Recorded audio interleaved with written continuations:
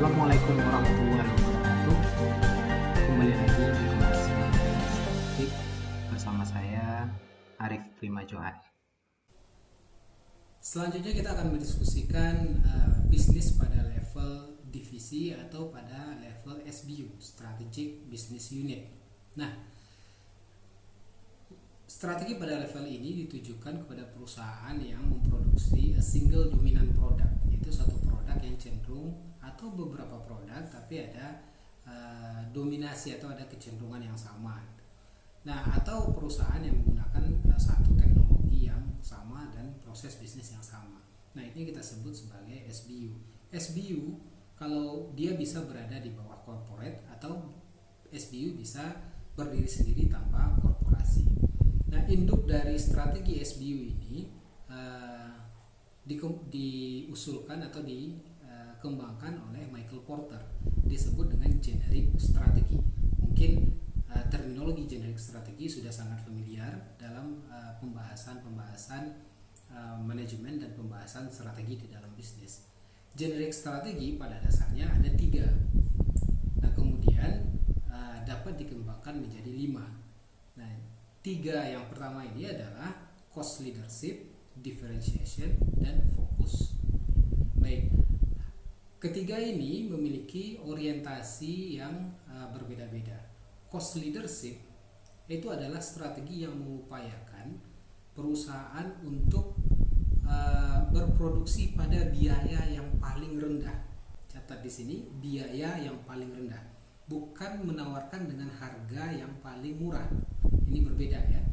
Jadi bisa saja satu perusahaan dia berhasil mencapai cost leadership, artinya dia berbiaya paling rendah dibandingkan para pesaing, tapi menawarkan harga yang tetap tinggi atau sama dengan pesaing atau bahkan lebih tinggi daripada pesaing. Ini bisa terjadi karena harga atau pricing strategi ditentukan oleh faktor-faktor yang berbeda juga. Ada faktor pasar, ada faktor biaya.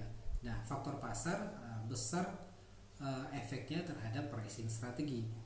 Jadi harap clear di sini bahwa cost leadership adalah mengupayakan berproduksi atau beroperasi pada biaya yang paling rendah dibandingkan dengan pesaing. Itu cost leadership. Yang kedua yaitu diferensiasi. Diferensiasi yaitu upaya perusahaan untuk membedakan dirinya dengan membuat satu keunikan yang membedakan dia dengan perusahaan yang lain. Ini diferensiasi, membuat keunikan. Nah, berbeda pendekatannya dengan cost leadership, bahwa cost leadership mengupayakan efisiensi sehingga biaya produksi rendah. Pada diferensiasi yang ditekankan adalah keunikan, yang mana untuk membuat keunikan ini biasanya perusahaan harus menambah biaya. Seperti apa? Unik itu misalnya membuat brand yang sangat kuat gitu kan, membuat proses bisnis yang cenderung kompleks, atau membuat produk yang memiliki kualitas yang superior. Nah, ini keunikan. Tentu untuk membuat keunikan ini perusahaan memerlukan biaya tambahan, sehingga bisa jadi efisiensi bukanlah prioritas utama bagi perusahaan yang menggunakan strategi diferensiasi. Tapi pada akhirnya atau ujungnya yaitu perusahaan bisa menjual produk dengan harga yang jauh lebih tinggi kepada konsumen dan menargetkan loyalitas konsumen terhadap keunikannya perusahaan. Nah, ini diferensiasi. Yang ketiga disebut dengan fokus. Fokus artinya apa? Perusahaan berfokus kepada segmen pasar yang kecil tapi tetap membuat mereka bisa beruntung. Segmen tersebut bisa jadi area geografis atau bisa jadi lini produk. Area geografis misalnya perusahaan yang hanya bergerak pada area coverage tertentu tanpa mengganggu coverage area yang lain. Mungkin kalau misal kita lihat di sini ada Minangmar ya. Minangmar hanya fokus di Sumatera Barat dan tidak berupaya mengganggu pasar-pasar pemain besar lain seperti Indomaret ataupun Alfamart. Nah, bisa jadi fokus dilakukan pada lini produk tertentu. Misalnya seperti Ferrari yang fokus hanya pada lini mobil sport dan mobil mewah. Nah, itu kira-kira fokus strategi. Atau contohnya Harley Davidson yang hanya fokus untuk memproduksi dan menjual motor-motor gede. Nah, kenapa generic strategi disebut dengan strategi yang sifatnya generik? Karena pada dasarnya gini, semua perusahaan menggunakan ketiga strategi ini. Mereka akan berupaya untuk berefisien, yang merupakan prinsipnya cost leadership. Mereka akan tetap membuat keunikan produk mereka dan keunikan perusahaan mereka. Yang ketiga, mereka tetap akan fokus terhadap satu atau beberapa segmen tertentu. Yang membedakan bisa jadi segmennya besar atau kecil, tapi mereka tetap melakukan fokus. Jadi semua perusahaan itu menggunakan ketiganya. Yang membedakan adalah prioritas dan dominasi dari ketiga jenis strategi tersebut. Bisa jadi satu perusahaan lebih cenderung ke arah cost leadership, tapi tetap berupaya untuk mendiferensiasi dirinya. Seperti AirAsia ya. AirAsia sudah terkenal dengan low cost carrier. Prosesnya adalah proses yang cenderung ke arah cost leadership. Tapi pada saat bersamaan mereka tetap membangun brand untuk membuat keunikan mereka dengan perusahaan-perusahaan penerbangan lainnya, dengan membangun brand low cost carrier everyone can fly. AirAsia sebenarnya juga menggunakan strategi diferensiasi. Nah, pada saat bersamaan mereka juga fokus terhadap segmen tertentu. Mereka tidak menyasar calon-calon konsumen pada level atas yang mungkin lebih cenderung menggunakan maskapai dengan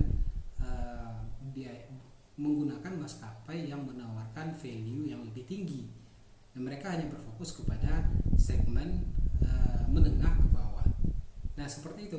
Tapi ketika terjadi dilema atau trade off memilih antara efisiensi atau uniqueness, AirAsia kemungkinan besar akan memilih efisiensi karena kecenderungan strategi mereka adalah cost leadership. Nah, ini yang perlu difahami dari generic strategi. Jadi generic strategi ada di setiap perusahaan, yang membedakan adalah kadarnya. Ada yang orientasinya lebih banyak ke diferensiasi, ada yang orientasinya lebih banyak ke fokus, atau ada yang orientasinya lebih banyak ke cost leadership. Nah, dari ketiga strategi ini kemudian turunlah strategi-strategi yang lain. Michael Porter membagi 3 generic strategi ini menjadi 5 rincian. Pada gambar Anda dapat melihat rincian pertama yaitu pembagian pada strategi cost leadership. Ada strategi cost leadership yang sifatnya low cost atau cost leadership type 1, dan ada cost leadership yang best value. Perbedaannya adalah kalau cost leadership pada tipe 1 itu perusahaan memang benar-benar berupaya berproduksi pada skala efisiensi yang sangat tinggi tanpa mempertimbangkan tambahan value added bagi produk ataupun bagi perusahaan, atau bagi produk maksudnya. Nah, misalnya apa? Perusahaan-perusahaan di sektor pertambangan itu tidak memerlukan tambahan value seperti brand atau tidak memerlukan tambahan value yang terlalu besar seperti brand, kecuali peningkatan kualitas, sehingga mereka berupaya untuk berproduksi pada skala efisiensi yang low cost, atau produsen-produsen produk yang kemudian kita lihat tanpa brand di pasar, atau mungkin mengimitasi brand-brand yang sudah terkenal, itu biasanya low cost. Sementara ada perusahaan yang cost leadership tapi tetap best value, yaitu ada tambahan-tambahan layanan yang diberikan kepada perusahaan, atau ada tambahan feature yang diberikan kepada perusahaan meskipun mereka berproduksi pada strategi low cost. Seperti contoh AirAsia tadi, meskipun mereka cost leadership tapi ada tambahan service yang diberikan kepada para penumpang mereka. Atau produsen handphone Oppo bisa jadi sepertinya mereka cenderung ke arah cost leadership tapi tetap memberikan best value, yaitu apa? Mereka menempatkan diri sebagai produsen yang menawarkan handphone dengan harga terjangkau tapi memiliki kemampuan kamera yang bagus. Nah, itu adalah best value yang ditawarkan oleh Oppo. Nah, Anda lihat pada gambar bahwa ada persyaratan untuk melakukan atau bagi perusahaan yang ingin menggunakan cost leadership. Yang pertama, persyaratan tersebut adalah ukuran pasar. Jadi cost leadership hanya bisa dieksekusi kalau pasar kita itu luas. Nah, logikanya seperti ini. Untuk menjadi perusahaan yang cost leadership atau memiliki struktur biaya yang paling rendah dibanding pesaing, maka perusahaan harus mampu memproduksi pada skala yang optimum atau mencapai economic of scale. Untuk mencapai economic of scale, perusahaan harus memproduksi pada jumlah yang banyak.